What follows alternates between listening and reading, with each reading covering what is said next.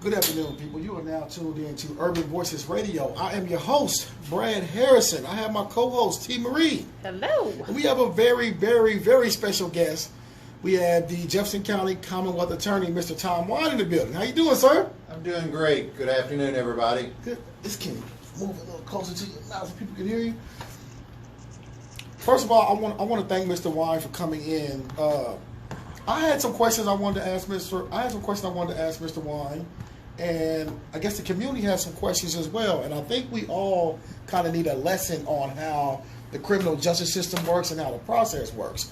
And I was one of the people that when the Breonna Taylor case first occurred, and I followed it very closely. And I want to start off by saying we for the African American community, we do appreciate you dismissing the charges against Kenneth Walker. That was kind of the first. Well, that's actually the first legal action that's been taken. Period. As when you look from, the prosecutor side or the state side. So we do thank you for that. I had a question initially as the dismissal between with prejudice and without prejudice. And if I'm correct, I think Kenneth's charges were dismissed without prejudice. Correct? That is correct. Okay, and without prejudice essentially means that it's temporarily dismissed, or at a time in the future, if evidence points in his direction, charges can be brought back up. If something new were to come of the investigation that's ongoing between the FBI and the Attorney General's office that we did not previously have, we would consider that. Now, that doesn't mean evidence that's going to implicate him. It may be evidence that further exonerates him. But we would consider that and then make a final decision on the case. That's correct. Okay. So I initially, I had asked people, I said, well, hey, just call the Tom Wine's office and ask him why this is dismissed without prejudice and not with prejudice. And when I did that, a lot of people in the community reached out to me. And they said, you know what? Just talk to him. Bring him up on the show. And I got the overwhelming response that Tom Wine is pretty fair. And he'll come up and talk to you. So I do appreciate you coming up and speaking with us. I think the question that I have is how does something like this happen in the first place? And when I say this, meaning that there was a dismissal of charges from your office, and I think the dismissal, from what I understand, was based on the grand jury didn't receive information that Kenneth Walker was protecting his home. If you explain to people what information they didn't receive. Okay. Well, first of all, as you say, the whole criminal justice system is complicated. Okay. I started as a prosecutor back in 1980, so I'm coming up on 40 years in the criminal justice system. Okay. And I'm still learning. There's still the laws change, the application of the law changes, people's feelings change about what the law should be. So there's a lot of things going on right now. So when a person is arrested and charged by the police on a felony offense, it starts out in district court, and they have what they call a probable cause hearing, meaning probably this person committed a crime, probably it was a felony, and then gets sent to the grand jury. Another way of doing it is a person can be arrested and the police can come to our office and ask for a direct to bypass the district court proceeding entirely. And that's what happened here in the case with Mr. Kenneth Walker. So the search warrant was served. Ms. Taylor was shot and killed on the morning of March the 13th. Almost at the same time that we had the coronavirus, the COVID-19 coming up. So our courts were shutting down. We got a direction from the Supreme Court Justice that we had to stop court proceedings. So we were in our last week of the grand jury. God bless you. We were in our last week with the grand jury. And so on the 19th of March, a police officer presented this case to the grand jury. It took about 2 minutes. This is another thing I hope people appreciate. To make an arrest or to charge somebody, we have to have probable cause, which means about more likely than not, 51%. To get an indictment, you only need sufficient evidence, which has been described as a mere scintilla of evidence. So a person can simply walk into the grand jury and say A, B, and C, and the grand jury could indict. So we dropped from 51% all the way down to practically nothing. Right. But to get a conviction, we got to have proof beyond a reasonable doubt, which is the highest standard of proof. Okay. So a prosecutor needs to look beyond just getting that indictment. So in this particular case, the indictment, the officer went in and testified. One of our prosecutors okayed it. Goes in to testify. We have 3,500 to 4,000 cases a year that we indict. And then, that was in March the 19th. Sometime in late April, I was given a copy of the civil lawsuit that was filed in the case. And so I started looking at what was alleged in the civil lawsuit, and I thought, well, this isn't adding up. This isn't what I've heard about the case. I haven't reviewed it, but it's not what I heard about it. Oh, I'm sorry, Roger. So it's important to know that in your office, you don't see everything that comes, every case that comes across initially. I do not. Okay. I do not. Yeah, I mean, again, the reality is when you're indicting 4,000 cases or 3,500 or even 3,000 cases a year, that's why we have 40 prosecutors who are reviewing that material. About 10% of those, somebody comes to me and asks about it. About 10% of those, I get deeply involved. Kenneth Walker is that last 10% that I get deeply involved. Okay. So when I saw the complaint, I go to our electronic case management to see what the evidence is, and there's nothing in our file. And so I had to go to the prosecutor, and he said, well, we haven't gotten everything yet, and we're still getting material in. And I said, well, I want to see the statements. I want to see what Kenneth Walker had to say. I want to see what the police officers had to say. They said, well, we'll get you those statements. And I was going out of town for a couple of days, and I said, download it and put it on a flash drive for me. Took my laptop with me, and while I was out of town, I played back those statements. I immediately sent some questions to the prosecutors, and I said, what about this, what about this, what about this, what about this? And when they answered my questions, I said, I think we should dismiss this case. And they're like, oh, do we really want to dismiss the case? I mean, we haven't done all this and that. And I said, this is not adding up. I think we should dismiss the case. And so on May the, still reviewing it, but on May the 13th, we asked the Attorney General's office, because now we also had the allegations involving the police officers. We had the case still pending against Mr. Walker. I can't prosecute somebody and have them as a witness in another case and vice versa. So we asked the Attorney General's office to take the case involving the police because they had not yet been finished, the investigation. And then we went through and reviewed the rest of the case against Mr. Walker. And on May the 22nd, I said, okay, we're going to move to dismiss this case. We called a press conference and we moved to dismiss it without prejudice. At the same time, Mr. Egger, who's representing Mr. Walker, said, you didn't spend enough time in front of the grand jury. We showed all the case law that said we didn't do anything wrong. But to me, there was the other issue, and that was, if I've got questions about whether or not I can prove this case beyond a reasonable doubt, then I think I have to look at it totally different, and that's when I made the decision, as I said, on May the 22nd, to dismiss Mr. Walker's case without prejudice until the investigations have finished. Okay. You said when you initially asked for records to be sent on, I guess, on an e-file or whatever, you said it was blank. Is that typical?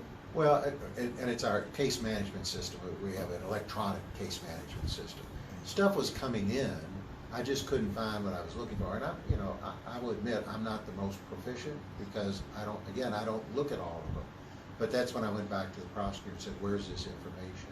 And they said, well, we're still getting information in. Again, is that unusual? No. We indict cases based upon the officer's representations, based on sometimes citizens' representations.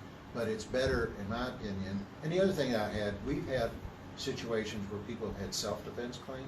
Mm-hmm. Let them testify in front of the grand jury as well. And I felt like Mr. Walker should have been given that opportunity to testify in front of the grand jury. And if it comes back up again, he'll be given that if he wants to. It's up to him. He can ask for it. If he doesn't want to, that's his right not to testify in front of the grand jury. Okay, so the FBI and Attorney General's office are both investigating into the Breonna Taylor death. If there's a time when the FBI or Attorney General totally gives information to exonerate Kenneth Walker, will his case be then reassessed and dismissed with prejudice? Yeah, and I think exonerate is probably a stronger word than it needs to be.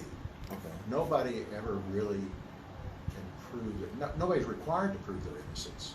We're required to prove they're guilty, right, beyond a reasonable doubt. So he doesn't have to be exonerated. I have to believe that there's not enough evidence to go forward. And at that point, yes, that's the long answer. The short answer is yes. If I don't believe we've got enough to go forward, we'll go back and file a motion asking the case be dismissed with prejudice. That's fair. I was wondering, you said when you overlooked the Kenneth Walker, just the files that you had at the time, you didn't think you had enough to prosecute. Was that just based on lack of information, or from the way things look, did it just not appear to be an attempted murder case? Well, we have two statements, one from Mr. Walker, one from Sergeant Mattingly, that we played for the public. And the reason I did that was to show how closely they aligned. They were both saying almost the same thing. Mr. Walker was saying he heard a knocking at the door. The first knock was so loud that Miss Taylor, who was asleep, suddenly bolts up in bed. He wakes up. Miss Taylor yells out, "Who is it?" And he demonstrates on the table that when they're asking questions, he goes up, and there's quiet. They yell, "Who is it?" Nobody responds on the other side of the door. And then there's a second time. Miss Taylor yells again, "Who is it?" Now they're getting dressed. They're putting their pants on. They're putting their shirts on. He picks his gun up, and they go into the hallway. And it's a little fuzzy there whether he hears a third series of knocks or if he hears the banging at the door, which is now the ram being used against the door. But they're both, he says, then they both yell, "Who is it?" as loud as they can. Now on the other side, the police are saying, we assembled out front, we gathered up, we knocked on the door. Mattingly says they knocked 7 different times, so there's a difference there, but clearly they're knocking on the door. Mattingly says they're saying police. He says, I can't hear anything coming from the other side. I hear some movement, but I don't hear anybody say anything.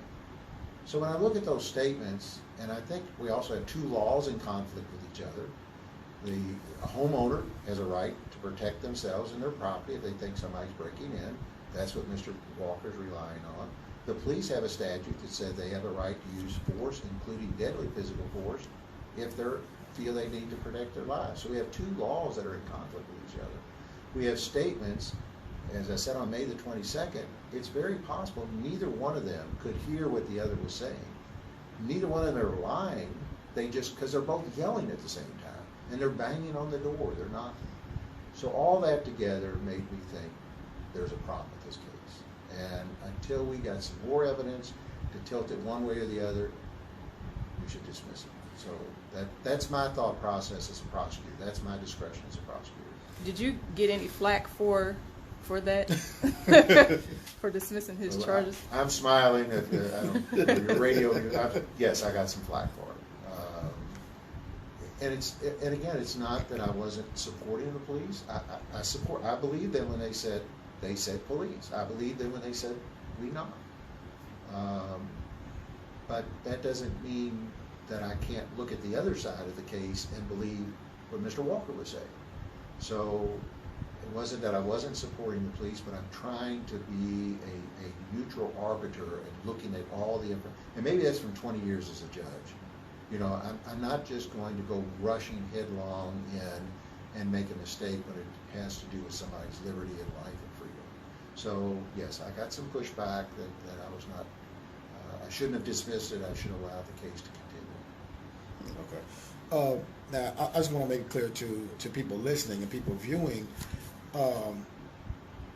at a certain point, you decided to turn this investigation over to the Attorney General's office. And I guess that would be the investigation into the officers surrounding the death of Breonna Taylor. And I believe that was because at the time when the investigation was beginning for the officers, Kenneth Walker was still under litigation at that time, correct? So your office, it would be a conflict of interest for your office to be prosecuting Kenneth Walker at the same time they're investigating another case that he's involved in. Is that kind of correct? Absolutely correct. So it goes to the Attorney General. The Attorney General has the case now. The questions that I hear from the public often is, how does that process work? Now, if you've worked in the Attorney General's office, I know you said it was back in the 80s, but you kind of have some experience. How does an Attorney General, because it's kind of, and I guess you can kind of understand, it's frustrating for the public when the Attorney General is investigating and the public just isn't being giving any information on the process. So the public's not being updated as far as to how it goes. And I personally feel, I understand that as an attorney general or a prosecutor, you can't give out information that may jeopardize an investigation. But I also think there's a median there where you can keep people updated on the progress without being silent. So this case is silent. So can you give us, from your experience, what kind of takes place in these investigations? So, first of all, there's a whole set of Kentucky statutes that talk about if a local prosecutor feels that they have a conflict, whatever that conflict is. Maybe it's a family member's a victim, family member's a defendant. If the local prosecutor feels like they don't have adequate resources, they can ask the Attorney General's office to step in and help. And then the Attorney General makes the decision, or their staff makes the decision. They can either keep the case, or they can ask another prosecutor to look at the case. And that's happened before. We prosecute cases all around the state, even from the Commonwealth Attorney's Office in Jefferson County. I personally have gone to Bullitt County on 2 occasions, been to Shelby County on 1 occasion with another prosecutor to handle a case, because the Attorney General's office would rather have a local prosecutor close to that venue to handle the case. So in this particular situation, the Attorney General's staff decided to keep it, and I think that was the right decision. They have 6 prosecutors working on this state. There's no other office that's got those resources. The Fayette counties, I think they have 17 prosecutors. They couldn't afford 6 prosecutors on this case to review it. We've got 40 plus prosecutors. It would be difficult for us to do it, but they've got a bigger staff and they've got the resources to do that. So I appreciate the fact they kept it. They didn't pawn it off to another small office and say, you all take a look at this and see what you think. The Attorney General and his staff thought this was an important enough case that they should review it. So that was the right thing to do. Then you get to the question about how much do you divulge? And you're absolutely right. If you start putting out, okay, we received this information, we've got this evidence and this and that, sometimes people hear that and they start changing their testimony to match what they're hearing about. And not intentionally, it's human nature. And we all do that. Sometimes somebody says, don't you remember this? And you're like, no, but now that you say it, maybe that did happen that way. So you got to be careful about the information that you release. How much of the process, I think the other day the Attorney General came out and said, we now have the forensics, the bullets and that are all at Quantico in Virginia with the FBI. They're now reviewing that. So he's giving us information about where the case is. This is one of the larger public integrity unit cases that we've gotten, that we've seen. The bigger one coming up now is the David McAtee case. There's 1,800 pages of information.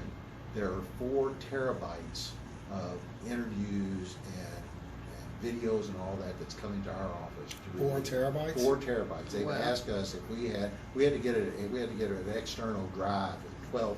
We've got one that says 12 terabytes just in case. So it's huge. It's a huge amount of information, and so that those decisions take time. So again, when the Attorney General says, I can't give you a time limit, it's because information is still coming in. They're still interviewing witnesses. They're going back. And I think that's what people ask for. I mean, one of the things that came up after I asked the Attorney General office, and people didn't know it, we had local people saying, we want an independent prosecutor. We don't want the Commonwealth Attorney's Office reviewing this case because they work too closely with Louisville Metro Police Department. We want somebody else to come in and review it. That's what happened. But when that happens, people have to get up to speed, and so it takes time. So the other thing was the information that was received by the Attorney General, they didn't have as complete of a file until the very end of June. So they've had that file now about 6 weeks, and they've been doing this investigation. They've been interviewing witnesses. They've asked for more forensics. So they're not just sitting on it. They're very active based on the information that we see out there in public. You're not talking to me about it because that would be a conflict. I can't go to the AG and say, here's what I think you need to do. They say, well, wait a minute, you got off the case. Don't tell us how to handle the case.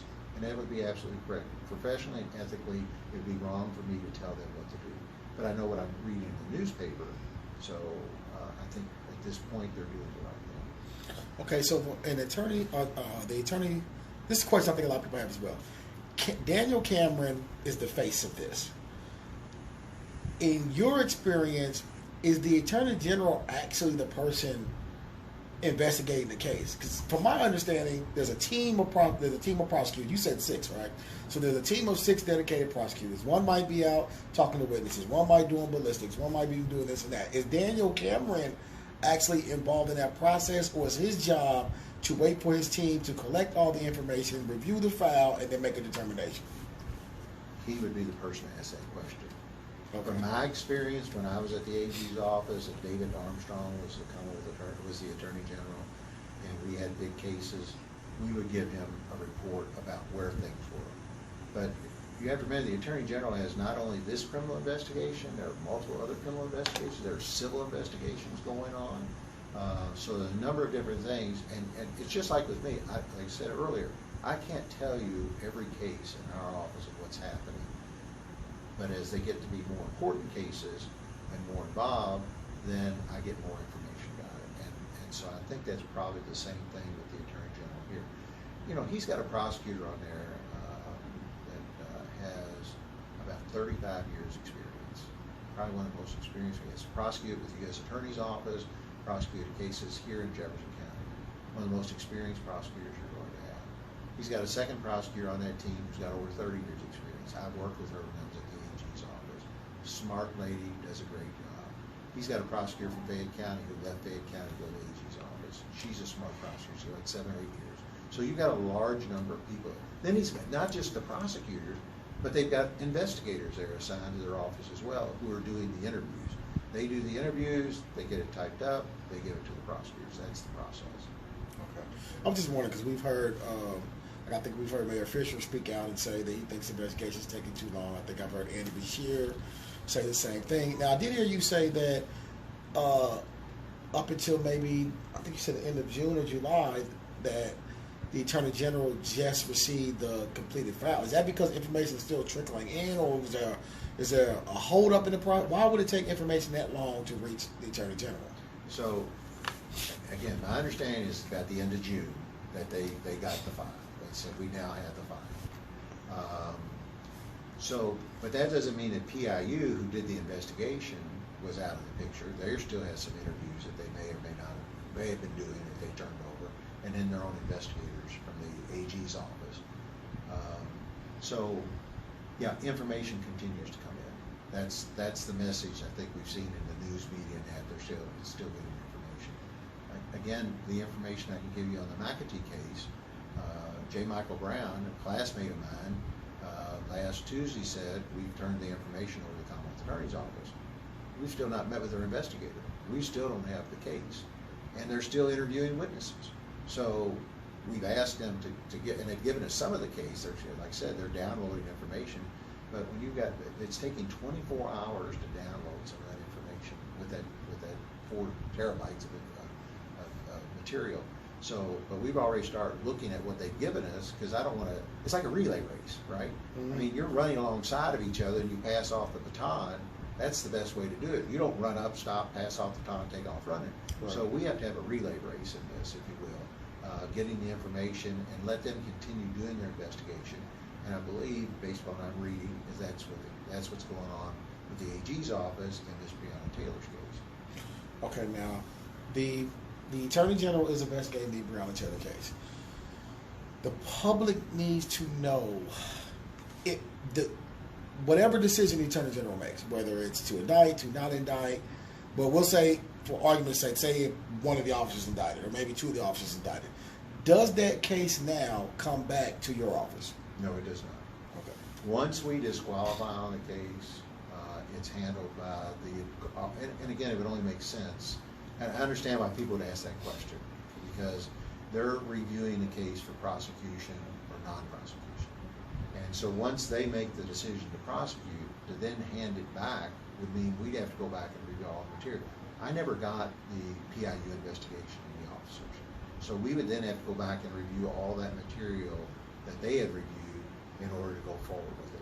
And the danger with that would be if they had recommended an indictment and there wasn't an indictment, what if I look at it and disagree with him? Ethically, I'm not supposed to prosecute a case I don't believe in. So if a prosecutor believes in the case and believes it should be indicted, that prosecutor should go forward with the case. You shouldn't turn around and dump it on another prosecutor. Personal question I have, and it appears to be, in the case of Kenneth Walker, when the case reached you, justice works the way we think justice should work. The system worked the way it should work.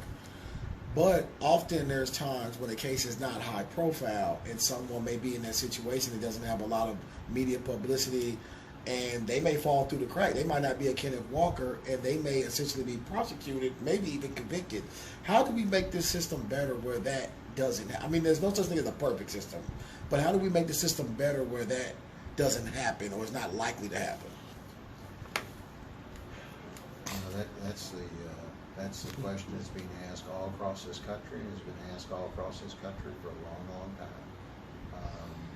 You have to have prosecutors of integrity.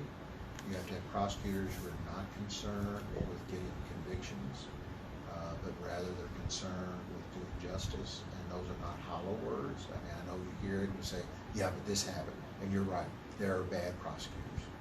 That's a reality. There are books. I just read a book called Charged. They talked about 4 different prosecutors, similar situations, and how they handled it across the country. If you've ever read Michelle Alexander's book, The New Jim Crow Laws, they talk about the drug issues and that, and the prosecutions and how those were handled. Prosecutors need to read those books to to fully appreciate what their responsibilities are. And then people, when they see an injustice, if they will say, and I've sat down and I've talked with people in our office since I've been Commonwealth attorney, when people are unhappy with how things have happened, I've sat down and I've talked to them, and I've gone through and explained, this is our process, this is what we thought about. It's been about 4 or 5 years, there was a murder right behind this building at the corner, at the alley, right there at Oak Street. 2 guys get into a fight, one guy much bigger than the other. The big guy's on top of the little guy. The little guy's got a gun. That's the great equalizer. And he shoots this guy, and it just was a lucky shot the way it went through, but it severed his aorta, and the guy dies.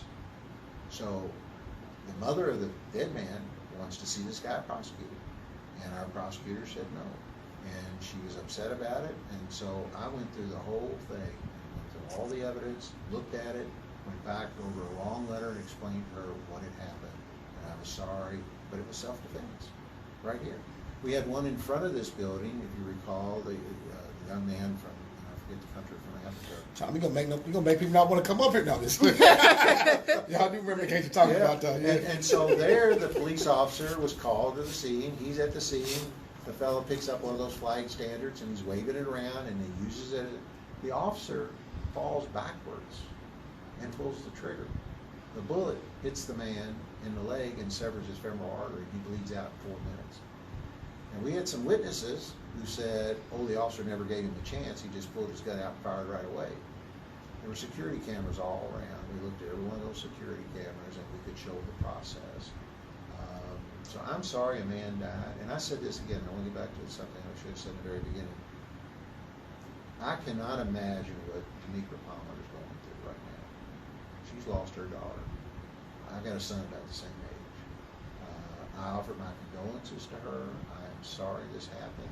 There is no, and I said this before on May the 22nd, there's no amount of dope or money that's worth a human life. And I sincerely mean that. And I wish there was a way that we could have seen what was happening and stopped it before it happened. But can we build on that now and make sure it doesn't happen again? That's the process. No matter what happens out of this case, are we making the right changes that we don't lose another human life because of dope? Now I heard you say, I wasn't aware that the David McAtee case is still under investigation. So 4 terabytes, for those who don't know what a terabyte is, I have a hard drive at home, and it has maybe, I have videos stored on it, and videos take up an awful lot of space. I have maybe, I don't know, 5,000 videos on a hard drive, and it's a 1 terabyte hard drive, and it's not full yet. So 4 terabytes of information is an awful lot of information. That's a lot. All I know is they could not send it to us. We have like a Dropbox. They said it's too big to send on the Dropbox. We asked about using thumb drives. They said it's too big for that. They said we need not an independent, but an external hard drive. External hard drive. Yeah. And just so happened we had one there that says it's 12 terabytes, not gigabytes, but 12 terabytes. And they said, okay, we'll use that. And they're saying it's taking 24 hours to download that. There's probably a lot of lengthy videos in there as well, probably hour, 2 hour long videos, live stream or something probably. Okay, but I wasn't aware. So for a David McAtee investigation, I'm not understanding. What does that look like? I mean, what is the objective of the David McAtee investigation? Is there? Are we looking into the case? When I say we, is a prosecutor's office looking into the case to see whether there was negligence on behalf of police officers, if it was a justified shooting? What is the objective of the investigation? Again, generally speaking, in any of those investigations, when the Public Integrity Unit reviews those, which they're doing, so we've got the FBI that's been reviewing that case with David McAtee, and the Public Integrity Unit has been, and they've been working together. Okay. So whenever they review a case, it then comes to our office with the question: did these officers commit a criminal act? Did they do something that was wanton or reckless? Did they do something intentional? So we have to review that and make a decision whether or not that officer, just generally speaking, can be prosecuted. We don't decide the civil part of it. That's right. That's the negligence. And then people have to say, well, if the officers had followed these rules, this wouldn't have happened. That's negligence. That's civil. It's not criminal. It's just like not every car wreck is a criminal action. If you run a red light because you sneezed or something like that and you missed that it was a red light, that's one thing. If you run the red light and you're intoxicated and you're speeding, that's another thing. That's a different act. So not every criminal case, not every death ends up being a criminal case. Okay, so let me ask you this, present it this way. From the information I have now, and I watched, I don't know if you've seen it, but I watched there was a video put out, I want to say it was New York Times, maybe It was a New York Times. Okay, and there was a video, and when I watched this video from my vantage point, I saw the National Guard and LMPD march up 26 and Broadway. They round the corner 26 and Broadway, and this night I believe it was the first night the curfew was ordered, and it was maybe, I don't know, midnight, it was past the curfew. We all know that it's past curfew. 26 and Broadway is an area we know that people hang out, and it's what they do over there. Okay, it was past the curfew, so curfew was being enforced. I saw the officers, and I don't know which officers, but I saw officers firing the pepper spray and the rubber bullets, and they were shooting. If you live in those communities, there's a different outlook, when you live in those communities. And if I'm there and I see, I hear rubber bullets or pepper spray, anything firing in my direction, I don't know what it is. At the time, I don't know if it's a actual bullet. So from my vantage point, I saw the guys sitting at the table. They were being shot at by some type of non-lethal rounds. They ran into McAtee's establishment. We don't have the audio in there, so we don't know what was said. But it appears that McAtee apparently thought his building was under attack. He comes out, fires a shot.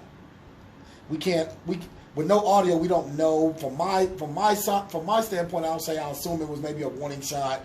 Who knows? But he fired a shot, ducked back in. When he reached out to fire the second shot, he was shot. If the narrative I'm giving is correct, would that be a civil matter or a criminal matter? Well, again, I don't want to have myself bound because I've not looked at it. Okay. But that's again, generally speaking, that's what we're looking at. Is this negligence? Did somebody not follow policy, which would make it civil? Or was there some criminal intent? Was there some mindset that was there, either that it's wanton conduct or reckless conduct, that would still lead to a criminal charge? So I don't, like I said, I've seen the same things you've seen, and I don't want to make a decision based upon, respectfully to the New York Times, what they came up with, because if they missed something, that's bad information. So I think it would be wrong to make a decision based upon that information. That is, I wasn't aware that case was under investigation. I just thought it was a closed case. And it should be investigated.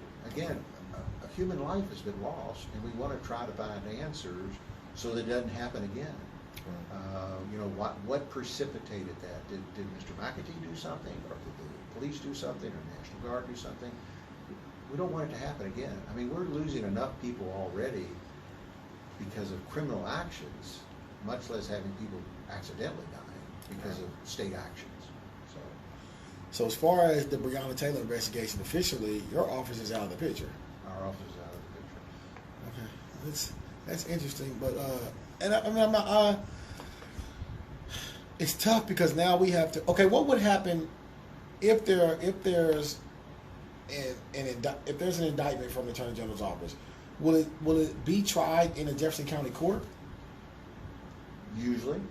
Or probably the special prosecutor or something? With the special prosecutor, it would come back to it'd be a Jefferson County grand jury, hears the evidence, returns an indictment. A Jefferson County jury should hear the case. Prosecutors come. Doesn't matter where the prosecutors come from. They're all have the responsibility to handle those cases. What's going to be complicated in this case, and this has happened before, is if the defense lawyers, if there's an indictment, and the defense lawyers, the lawyers representing the police officers say, my client can't get a fair trial in Jefferson County because they're going to change a venue. And it's, again, a long time ago, but one of the most famous cases around here was Melignano, who went from here to northern Kentucky, and they acquitted him. Yeah. 6 months later, they found the evidence that substantiated everything the prosecution said, and then he ends up pleading guilty on some perjury charges. So that's the risk we have, is that the publicity is so negative that they say we can't get a fair trial in Jefferson County, so it's going to go to another county. It's supposed to go to the next closest county, which, you know, we're surrounded by about 7 different counties, and if you still can't get a fair trial like that, it's going to go out in the state. Civil case is the same way. Arguably, they're going to say we can't get a fair trial in a civil case because there's been so much negative publicity.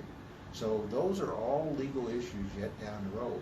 Plus, as you know, our courts have basically not shut down, but they have slowed down tremendously. If we have indictments today, we're looking at, instead of the normal like 1 year, which is long enough, it may be 2, 3, or 4 years down the road before these cases are resolved. So this is a long way, and that's why I get back to what I said earlier. The bigger thing we should be, and I don't want to take away from Ms. Taylor's death, don't get me wrong. I don't want to take away from Mr. McAtee's death. But the bigger thing I think we need to be concerned with is, how do we prevent it from happening again? How do we make sure we don't have another Breonna Taylor? How do we make sure we don't have another David McAtee? How do we make sure we don't have a police officer who's shot? I don't want to take away from that either. I mean, there's a lot of issues here, and it's going to be a long time before they're resolved. And we need to concentrate on trying to make sure it doesn't happen again. Okay. Now I need you to explain something to me, because this is where I get confused, and I should know this stuff because I'm in these offices every day and I talk to people, but I don't even know. One of the problems that also happens in the criminal justice system, and it's been highlighted throughout this case, is the process of overcharging. And often when someone gets arrested, and I use, for example, we have the protesters here that were arrested. I think there were 87 of them. And they were arrested, and a lot of them were given felony charges, a lot of them were getting rioting charges, and we see that a lot. Like, often people are arrested, and it seems like they throw every charge possible in the book at them, see which one sticks, and eventually someone has to plead out to a lesser charge, and it's a tactic to get people to plead out. It doesn't always feel like a fair practice, because for those that don't have the resources to hire great attorneys, they may end up pleading out to maybe a felony at age 18 or 19 that follows them for the rest of their lives. First question is, how do we stop that? Second is, I don't want to put you in that because it didn't reach your office, and that's what confused me. Is it Mays? Is that his name? No, it's Mike O'Connell. Mike O'Connell. There are two different prosecutor's offices here, and I can't for the life of me understand the difference between the two. Right. So what is the difference between, and Dave Mays, why do I keep saying McConnell is the county attorney, Michael O'Connell. Michael O'Connell's a county attorney, and you're the Commonwealth attorney. What is the difference in, how does it get to one attorney before it gets to the other one? Kentucky has a very convoluted system. Most states have what we call vertical prosecution. From the time of the arrest the same office handles the case all the way up. If it's a felony and a misdemeanor, that office handles it all the way up the line. So, which makes sense. Kentucky's decided that at an arrest, if there's a felony, as I explained earlier, there's a probable cause hearing in district court where the county attorney handles the case, and they do the initial hearing, and if it turns out it is a felony, it goes to the grand jury where the Commonwealth takes over the case. So we sometimes don't see cases at all that are felonies because they've been resolved in district court. That's the way the system's set up. But if it's a case that is a felony, it delays the process. It delays it for the victim. It delays it for the defendant. So it's not the most, it's a very cumbersome process in Kentucky the way we do criminal prosecutions. Plus, the Commonwealth attorney only does felony cases. We don't do any, and a felony and a misdemeanor attached to the felony. We don't do any solely misdemeanor cases unless we're called it as a special prosecutor. The county attorney doesn't have the final, if they can't try a felony case, but they can amend it from a felony to a misdemeanor or dismiss it. And they also handle civil cases, and they represent almost every agency in metro government through the county attorney's office. We don't do any civil practice at all. Okay. So, it's very complicated. And believe me, when we get other people from other jurisdictions, they go, that's the most weird system. It is weird. All right, so I get it. So I understand now. So in Louisville speak, for people that are from Louisville that have experience with the criminal justice system, it would essentially be, if your case is downstairs, it's the county attorney. Right. If it goes upstairs, meaning it's indicted in the grand jury, then it goes to your office, which is the Commonwealth attorney, basically. And that Louisville speak started because we were all in one building at one time. Right. The first floor was all the county attorney's office and the district courts, and a few on the second floor, and the felony courts were all up on the third floor. So basically, the county attorney handles misdemeanors. Yes. And cases that can be indicted up to felonies, right, prior to them being indicted felonies. Absolutely. Okay. So his office is actually the office that, I guess, lower the or dismiss the felonies. When I'm speaking about the protesters. So that, what's his name again? McConnell? Yes, Mike O'Connell. Mike O'Connell. Mike O'Connell's office was an office that it didn't make it to your office. So Mike O'Connell dismissed the felony charges against the protesters. So now they're being charged as misdemeanors. Do you receive cases sometimes that you look at and I know you don't look at all of these because you're the Commonwealth attorney, but does your office get cases sometimes when you look at these and say, this is an overcharge, even if the grand jury indicted on these charges, this is an overcharge, and dismiss these charges? Happens all the time. So a case gets waived up from district court to circuit to the grand jury with a felony. We look at it before it even goes to the grand jury because we have to review the case and we prepare the indictment, and we look at it and we say, we can't make a felony charge here. We're going to recommend that the grand jury indict on a misdemeanor and send it back down to district court. And that happens all the time. And, again, part of it, because my job is to make sure that I can have a reasonable probability of convicting somebody, of proving beyond a reasonable doubt. And if I don't, why do I want to indict somebody? All we're going to do is slow up the process. There's a whole lot of paperwork that we have to do. You're keeping somebody incarcerated who shouldn't be incarcerated. You're misleading the victims about the strength of the case. So we screen those cases and then make the recommendation to the grand jury whether to indict or not. Now, the grand jury is an independent body, and the grand jury can say, we don't care that you said indict, we're not going to. Or they can say, we don't care that you said don't indict, we are going to. But they usually, they're going to at least listen to us. And even after they indict, if we get new information, we can move to dismiss the case. Okay, now, you got a question? So with the overcharging, we saw some protesters had more serious charges than others, and it became a black-white issue. So we have people that are wanting to know, what are you doing to dismantle the systematic racism in the judicial system? So I'm one person, and I'm not shirking that responsibility. Let me tell you what I have done. For example, when I took over the office, we had 32 pending death penalty cases. Every case that qualified as death penalty got indicted as death penalty.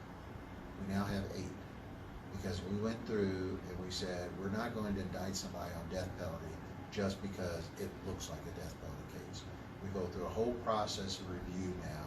And I'm not, I mean, lots of prosecutors do that. They say it's not an abuse of discretion if I just indict them all death penalty. Well, who most likely gets charged in death penalty cases? They're African Americans. That's what the statistics show.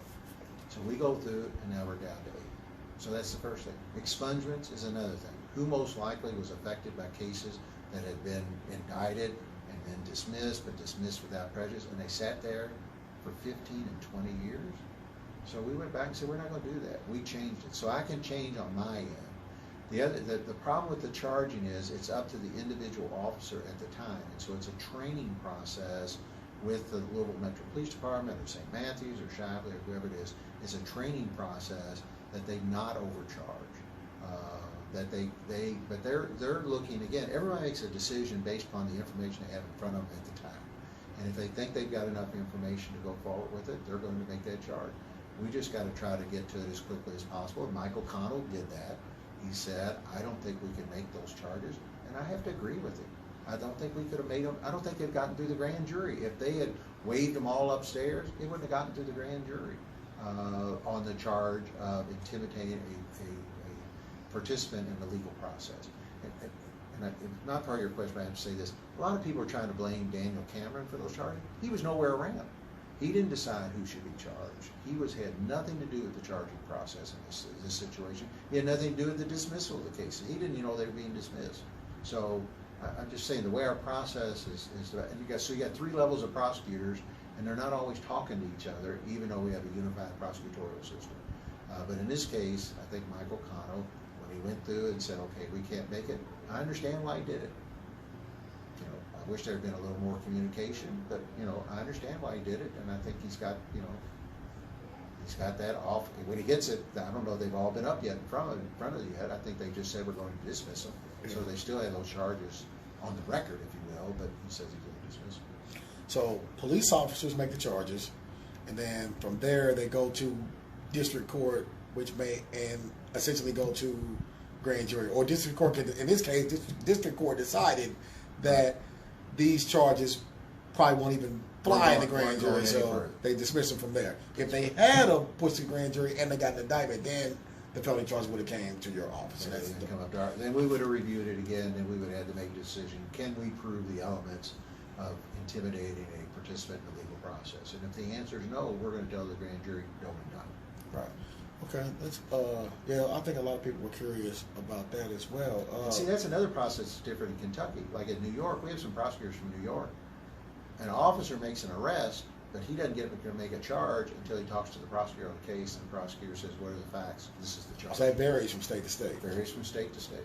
Okay. Now, before we were on air, you were speaking, we have about 5 minutes, but you were speaking about the expungement process, and I want you to kind of let the listeners and the viewers know what's going on. In Kentucky, currently, Class D felonies are, according to state law, are the only cases eligible for expungement. But your office is doing something different?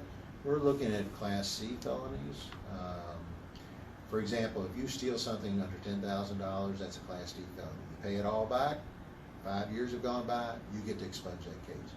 If you stole something worth $11,000 and you paid it all back, you could not expunge that under Kentucky law because it's a Class C felony. I didn't think that was right. And so we're now allowing to go back and to set aside the conviction for Class C, enter a new plea to Class D, and then allowing them to expunge the Class D felony. Drug cases. There are drug cases 20 years ago were Class C felonies that are now Class Ds. We're going back and looking at those. And if that's true, and you've kept your nose clean, you've stayed out of trouble, we're allowing you to amend that case to a Class D felony so that you now have it expunged.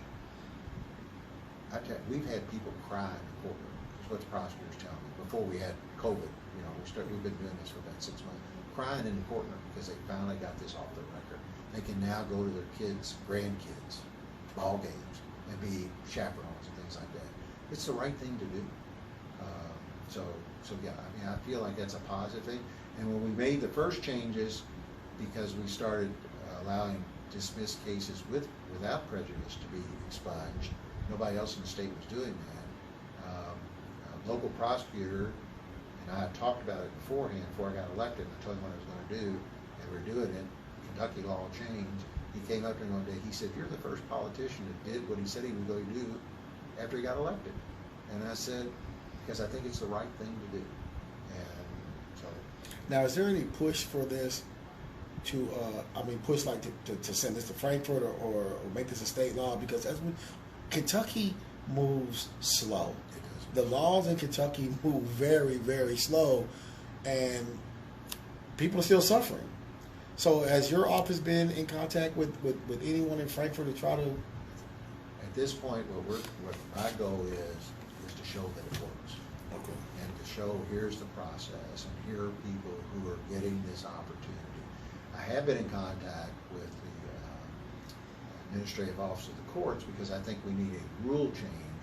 Right now we're using a civil rule to make these changes to set aside the convictions so that now it can become a Class D. We need to have a criminal rule that allows me to do that. And so that's my push, is to get a change and to create a criminal rule that would allow this to happen. All right. We're going to wrap things up, but I want, for those who just may have tuned in or viewing in now, the main question that people want, I'm asking you again, the main question people wanted to know was, after the FBI and Attorney General's investigation is over and complete, if your office still doesn't believe that you have enough evidence to prosecute Mr. Walker, will your office review it and dismiss it with prejudice?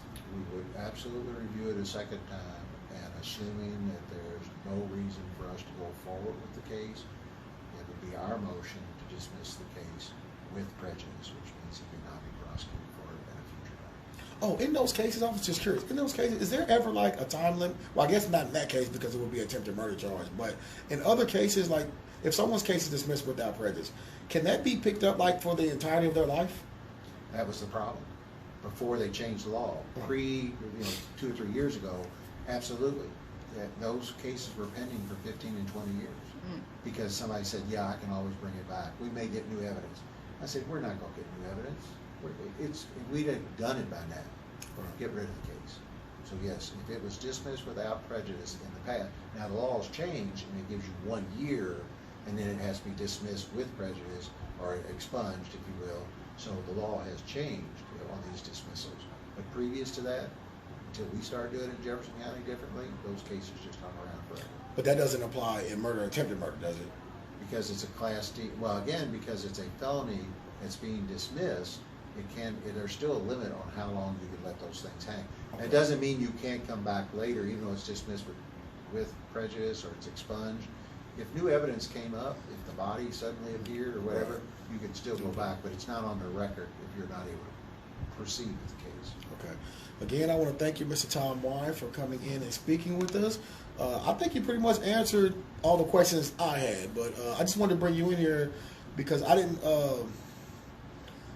Initially, like I said, I was the person asking people to call your office and give an explanation, and I'm like, you know what, just bring him up here. So I think throughout this process, we can't ignore that when it comes to the black community and the criminal justice system, that there's a rift there, and there's, if you want to call it, bad blood. And I mean, given history, it can be argued on both sides, justifiably so. From my perspective, it can be argued that way.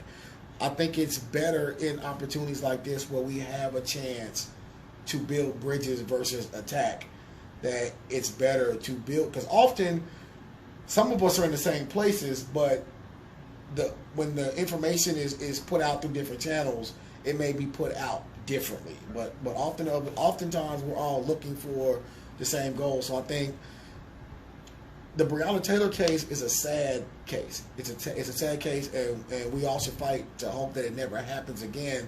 But at the same time, we all should use this as an opportunity to bring our differences together, as opposed to just continue on down a path where both sides are saying, well, I don't agree with you, I don't agree with you, and then nothing gets done. I think we see that in Washington every day, So again, I do appreciate you coming in and giving an honest, open account, because I didn't think a Commonwealth attorney would come on a radio show, honestly. But I mean, Mr. Wine, Richard Whitlock kind of introduced me to him, he gave my number, and I was surprised to get the call. But he called, and we appreciate you for coming in, man.